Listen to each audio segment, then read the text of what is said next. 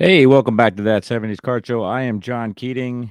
We're going to do a real legit show here. And legit is a loose description of what we're about to do. I promised myself I was not going to do any 2024 national content. Many people do it better than I and have the patience to show everything out there and all that, but I'm too lazy to do that. But I got home today, early morning flight, a little exhausted, but got home and started unpacking some stuff and really found a lot of joy, which is what it's all about.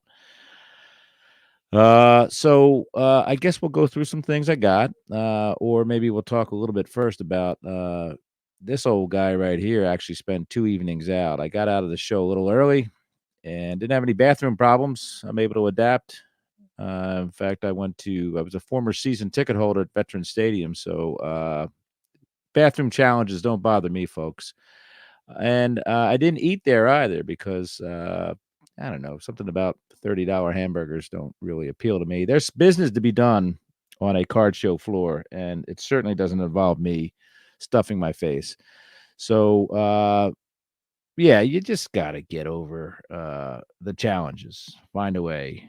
Find a way, folks. So look at my cards here in a second, or pickups, and wonderful time had with a bunch of people from the internet's community at the Nationals, and we went to the American Legions, and we had a get-togethers, and it certainly was wonderful to talk to people, see people, admire people from afar that you've admired from your computer screen.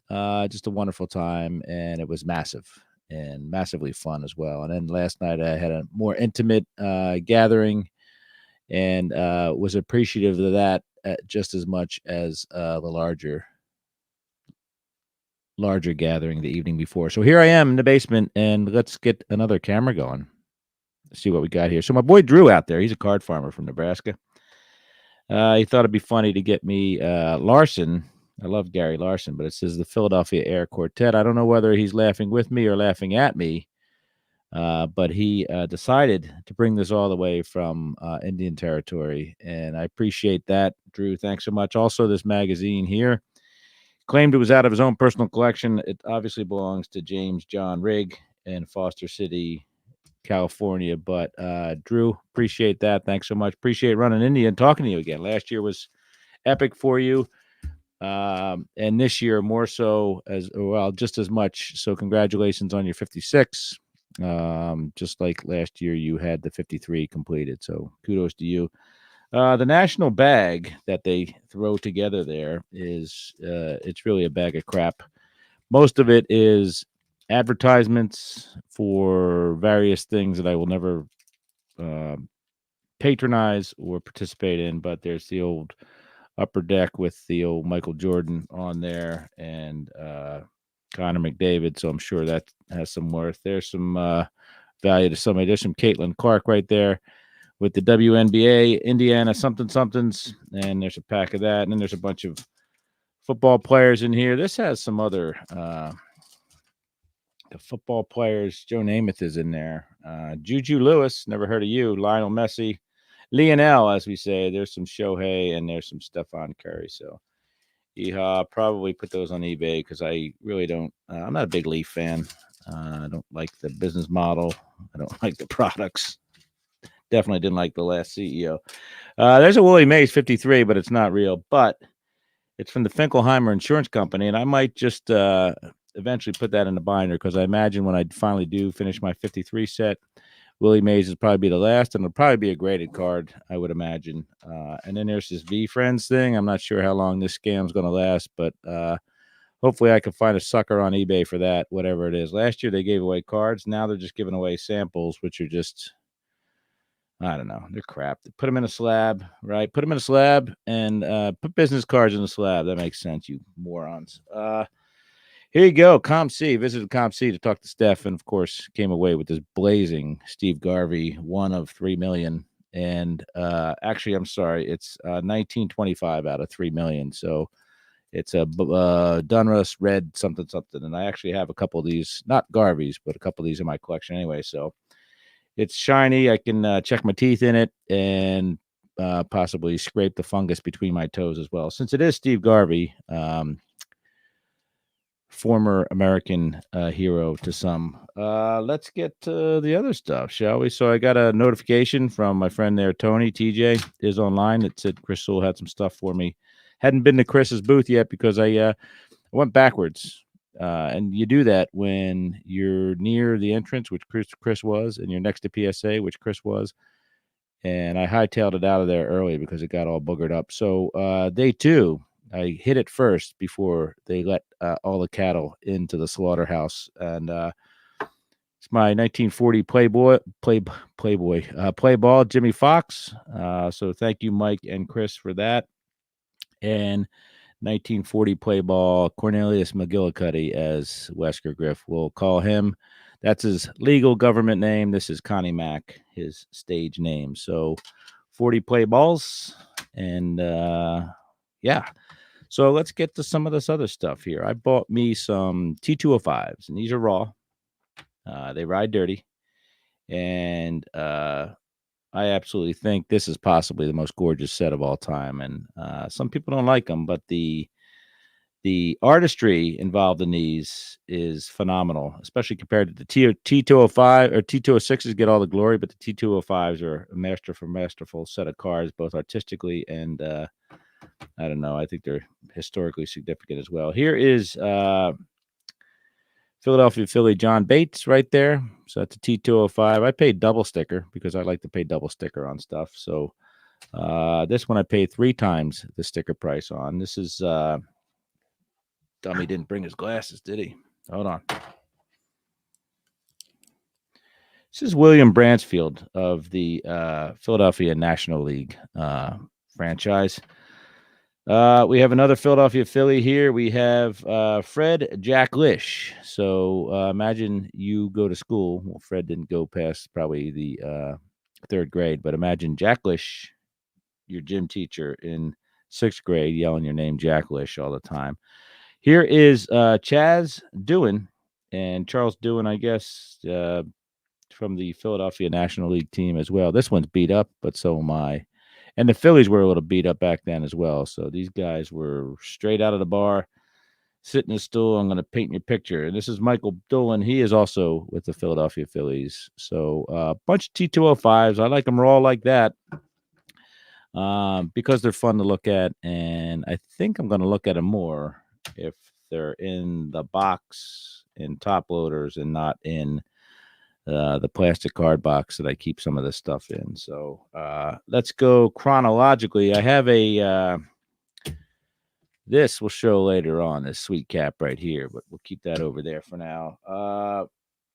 I guess we'll do some football. So 69 football. I swear I've had many times I've had the full set, but every time I go to the box, they're not there. So I finished out my 69 football set finally. Jack Snow there. He's from the North, King of the North. Homer Jones, Stu Barber. They don't name people Stu Barber anymore. Frank Emanuel, Jim Hart, Tom Woodchick. I swear I've got 12 of these in my basement somewhere. Bruce Gossett, Steve Stonebreaker, Mike Lucci. He was on Days of Our Lives, I believe. Marv Woodson. Look at that Steelers uni. Beautiful. Sam Baker. He's an Eagle. And Lance Bambi Allworth. So that should, for the record 5th time, conclude my 69 Topps football set. More football. I picked up a couple new ones here, and I talked to a guy that has a book. I think his name's Phil, and he says he listens to my show. I don't believe people when they say that, but I certainly appreciate it. But these are the 72 NFLPA stickers. I hadn't had any of these, so there's Archie Manning. And there is Dwayne Thomas from the Chargers. I believe Dwayne Thomas was a Cowboy. Maybe it was a different one. But these are the first 2 I have. So I'm in the middle of my basement tapes. And this is a perfect example of cards that will continue to grow my collection and the types of cards I have. So I was at like 5,500 different sets that I had a card from. That I've blown past that by 100 by now, I'm sure. Let's get into Dollar Box Johnny. Okay, so everybody does the Dollar Boxes a different way. I don't want to sort through thousands of cards to find maybe a modern Yaz or something like that. So I don't really hit the dollar box boofs. But I did find one that was vintage, and these have prices on them, but it's not quite as it appears. So there are some that I got from Craig there and his wife Holly, and there are some that that I got in the dollar boxes. So either way, they have prices written on them, but nowhere near what I found. So again, some of these I've got hundreds of these, so I'll blow through them real quick. But some of these are, like I said, I got these for $1. Some of these, actually, I lied to you. These ones I'm about to show you, I definitely paid about half of what's on the sticker here because Craig cut me a great deal. So here's a bunch of 54 Bowmans, 3, 4, 5, 6, 7, 8, 9, 10, 11, 12, 13, 14, 15, 16, 17, 18. So I got 19 54 Bowmans.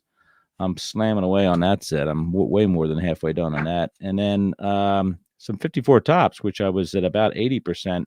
These may be the last commons that I need. So 1, 2, 3, 4, 5, 6, 7, 8. Vic Power in there. 9, 10, 11, 12, 13, 14. So 15. I already have a Clem Labine. I don't know why I didn't have that crossed off on my list, but I'm quite sure I already have that. So yeah. So my 50s I got from Craig. And then the dollar box stuff is coming up in a second, but I also knocked out some more space cards. Space cards, one of those. This is the 57 space cards. And I've gone over this before, but the problem with the space cards was I had what I thought was a complete set, but it turns out 58. I learned that 58 says instead of space cards right there, it says target moon, but otherwise they're the exact same on the front and the back. So I thought I had duplicates, but it turns out I had a target moon set from 58 and a space card set from 57. Ended up selling what I thought were dupes and broke up both sets. So I'm slowly trying to get back to completion with space cards. These are 6 of them, and I'm probably about another half dozen to 10 left on that. While I was buying this at a strictly vintage non-sports booth, I love that booth. They set up at the Philly show. Ran into Brian. He's my friend from Massachusetts. We correspond a lot, and we actually forget to write each other back. And it's funny because we're just pretty. We're two completely different types of people, but we both dropped the ball in getting back to each other. And I was paying for these, and Brian happened to be there at the same time. And then we had a wonderful, lovely discussion about non-sports cards after that. Probably about a half an hour, maybe it went on longer. Right there on the floor. And again, that's one of the joys of collecting is finding people you have commonality with, and then just discussing not politics, not religion, not even weather, but stuff like classic vintage non-sports stuff. So Brian, thanks for entertaining me, keeping an eye on me for a good half hour to 1 hour out there. 60. So these are the dollar box cards I got, right? So working on my 60 set. I'm working on a lot of sets, obviously, but I got these for $1 a pop. It says $2, but I bought so many of them that they came down to $1 a pop after I reached the threshold. So bunch of 60 tops, and these are 3 to 5s. I've got hundreds of thousands of cards, folks. They're not all buttes, okay? But these are solid 3 to 5s, and man, they're gonna look good once I done did this set and put it in my binder.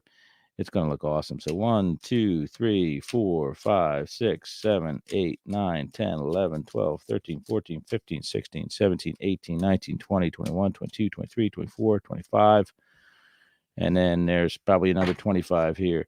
26, 27, 28, 29, 30, 31, 32, 33, 34, 35, 36, 37, 38, 39, 40, 41, 42, 43, 44, 45, 46, 47, 48, 49, 50, 51, 52, 53. So 53 of these, well on my way there. I probably have another 200 left in the 1960 set. So $1 a pop for 1960 tops cards. No markings, no creases, nothing. They're just buttes.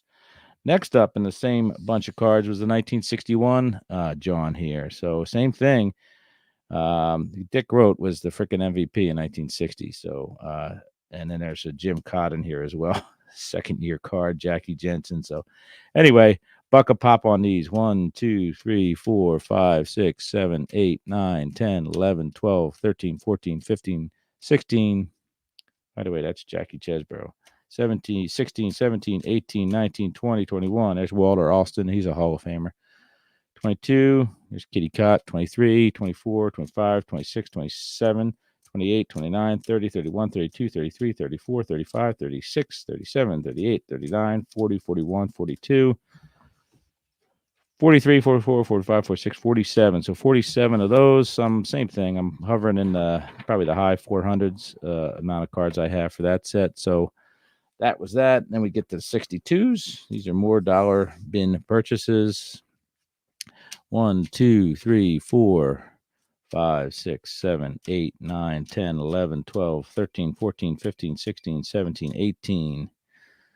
19, 20, 21, 22, 23, 24, 25, 26, 27, 28, 29, 30, 31, 32. So 32 of those, fewer green tints. One of my failures in the hobby is I have a hard time telling the green tints from the regular tints. So anyway, so those were all my dollars, right? And I underperformed when it came to how to get these back home because I didn't have a big enough box to bring them in, so I got creative. They looked like I was traveling with kilos of cocaine wrapped in plastic bags, but we did it. We made it home with them. So let me get these out the way, as they say in the ghetto. Next up, let's look at this guy. So this is a 63 Fleer, Willie Mays. Okay. I bought this set last week, the full set. I had about a dozen of these. Bought the full set from my LCS. He's a Willie Mays freaky deek, so he took the Willie Mays out. So I had to buy the Willie Mays, and it was well worth it for me to do that at the National. Of course, that's $100. I paid $1,000 for this, maybe $1,500, possibly $2,000, because I always pay 10x stickers sometimes on these guys.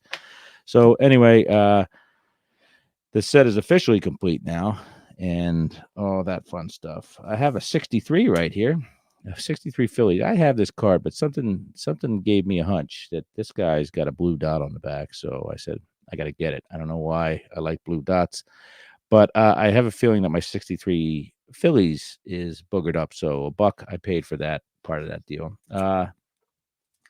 And then again in the dollar box, I bought some 64s. So 1, 2, 3, 4, 5, 6, 7, 8, 9, 10, 11, 12, 13, 14. So 15 more of those.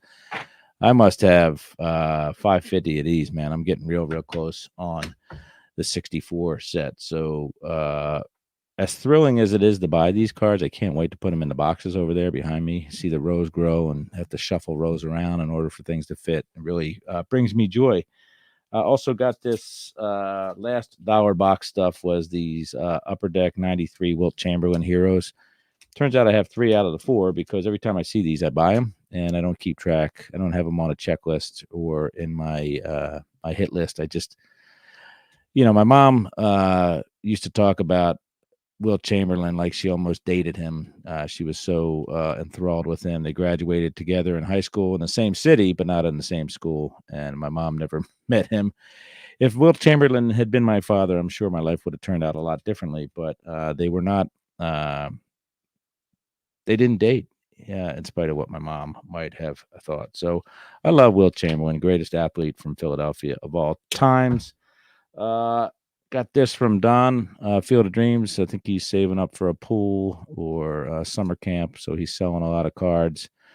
63 Willie Stargell. It's 2.5. Also has Brock Davis, Jim Gosker, and John Herenstein from the Philadelphia Phillies.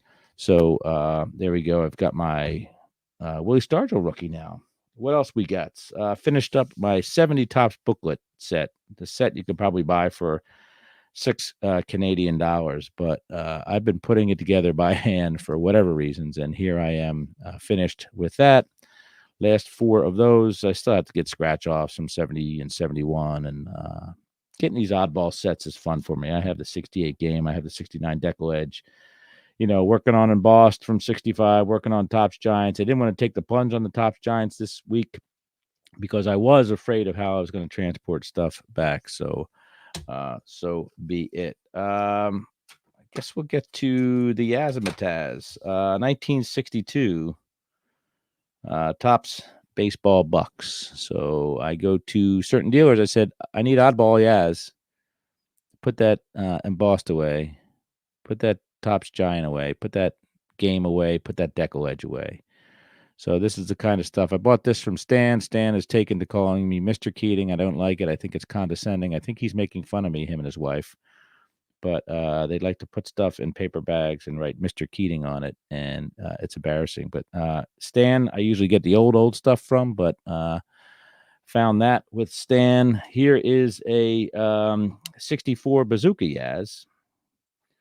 Hand cut, of course. Young Yaz right there. Look at that gent, right? The whole world in front of him. So happy to have that now in the collection. Here is a 68 Tops action sticker. This thing is all beat up. It's kind of peeling at the bottom, but these are hard to get. This is number 13, 13A, whatever you want to call it. But the back says, don't trade.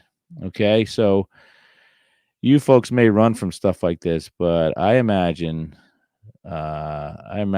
some little boy saying, this one's a keeper. This is staying in the collection. So good news for you, old Jerry Jr. This is not going to be traded. This is going to stay with me for evers and evers, as far as I can tell. So next up, 1964, Philadelphia. Of course, I'm from Philadelphia. And this card has always fascinated me. It's a 64 Philadelphia Jim Brown with his car in the background. I don't know whether that's a Nissan Sentra or a I don't know what that is, a VW Bug. I'm just kidding. Anyway, love that card. I've always loved that card. Buy cards you're fascinated with.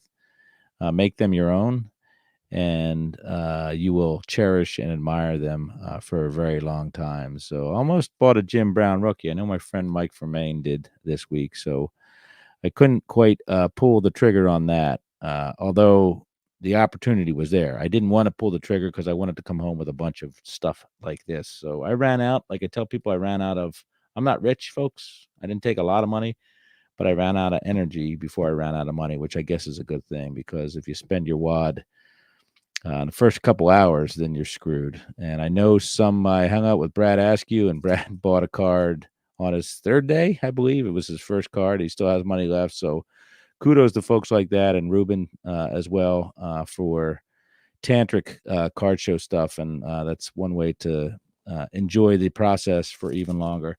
The last card I bought, I was on my way out the door. I was actually talking to Ruben and Brad and Dr. Jim at Chris Sewell's table. I know that's a lot of name dropping. I'm pretty highfalutin. But I asked Chris, this was in his case, and he made me a nice deal on it, and I appreciate it. But again, we're back to the Wilt Chamberlain stuff. So here's the 70-71 Wilt in a 4. I like Wilt. He's a Laker there. I saw Wilt play for the Lakers, I want to say in 72. So I'll probably put this on the card stand that Drew made me last year, or made a lot of us last year.